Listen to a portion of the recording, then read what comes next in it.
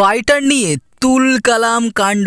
হ্যাঁ বন্ধুরা, ফাইটারের এই ট্রেলার নিয়ে তুলকালাম। দেখুন কি আছে ট্রেলারে এবং কি আছে এই ফাইটার সিনেমাটার মধ্যে। প্রথমবারের মতো জুটি বাঁধলেন ঋত্বিক রোশন, দীপিকা পাড়ুকন। শিগগিরই আকাশপথে কারিজমা দেখাবেন তারা। সঙ্গে রয়েছেন অনিল কাপুরও। হ্যাঁ, মুক্তি প্রতীক্ষিত ফাইটার ছবির ট্রেলারে তেমনই কিন্তু আভাস।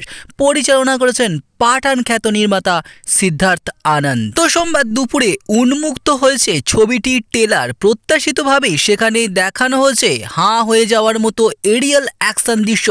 ভারতীয় নেটিজেনদের মাঝে তুলকালাম শুরু হয়েছে। কেউ কেউ বলছেন ট্রেলার অফ দ্য ইয়ার। তবে টিজার প্রকাশ্যে আসার পর ছবিটি নিয়ে কিছু অভিযোগও উঠেছিল। কেউ কেউ এটিকে হলিউডের টপ গান ছবির অলিখিত কপি বলেও ট্রল করেছিলেন। এবার ট্রেলার প্রকাশ্যে আসার পর যেন নিন্দুকের মুখে ছাই পড়েছে। দেশপ্রেম, রোমান্স, বন্ধুত্ব, দলীয় চেতনা, একই সঙ্গে ভিজুয়াল ব্যাকগ্রাউন্ড মিউজিক ও অভিনেতাদের সংলাপে মুগ্ধ হয়েছেন অনেকে।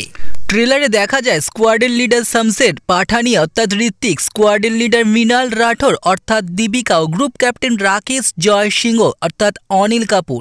ভারতীয় বিমান বাহিনীর IAF আরও কিছু সদস্যের সঙ্গে যোগ দিয়েছেন বড় একটি মিশনে। পুলওয়ামা হামলার পর ভারতের তরফে পাকিস্তানের উপর এয়ার স্ট্রাইক অভিযানকে ফুটিয়ে তোলা হয়েছে এই ছবিতে। এমনকি শুটিংয়ে দেশটির যুদ্ধ বিমান সুখোই ব্যবহার করা হয়েছে।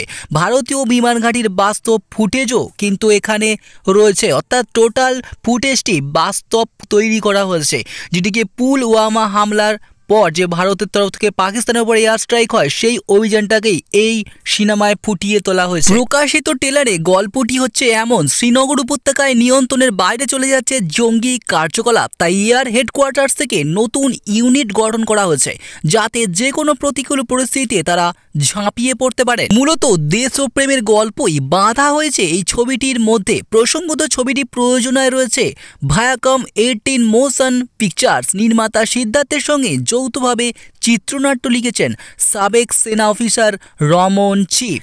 এতে কারেন্সি গ্রোভার, অক্ষয় ওবেরয় রয়েছেন গুরুত্বপূর্ণ চরিত্রে। আগামী 25শে জানুয়ারি সিনেমাটি বিশ্বের সঙ্গে একই দিনে বাংলাদেশেও মুক্তির কথা কিন্তু শোনা যাচ্ছে। দেখছেন BS নিউজ। অবশ্যই সাবস্ক্রাইব করে সঙ্গে থাকুন, দেখতে থাকুন অবশ্যই।